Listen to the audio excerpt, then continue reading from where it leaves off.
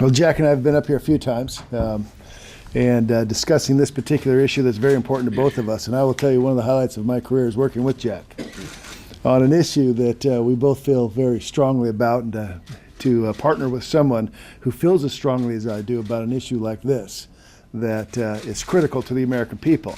And his devotion, his hard work, and his effort has certainly made my job easier as we've worked together to try to get something done. There's no doubt that two states are represented up here that have been hit the hardest in this economic downturn. State of Nevada and state of Rhode Island. We have 34,000 people right now in the state of Nevada that are looking for a job.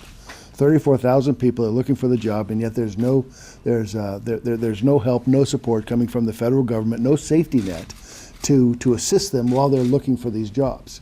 And as you can see here, and Jack mentioned, we have 2.6 million Americans. So 34,000 in Nevada, 2.6 million across the country. Jack can give you his number. For Rhode Island, I don't happen to know what that is off the top of my head. Needless to say, there's Americans out there that need help. And that's why we're here. 25 days. Jack mentioned that. It's been 25 days since the United States Senate passed a bipartisan piece of legislation to help all these Americans.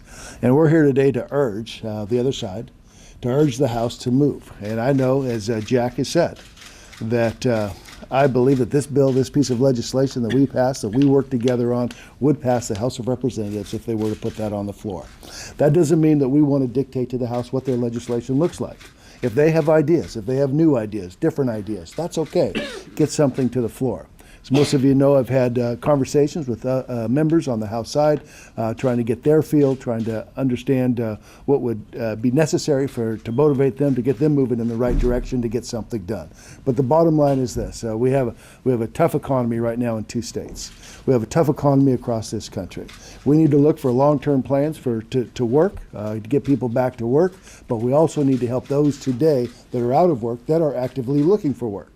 So those are the proposals. This is what Jack and I want to complete. This is why we're working together so hard on this. This is why today we're having this particular press conference. So thank you very much for being here. And obviously, between the two of us, we'd be more than happy to answer anybody's questions.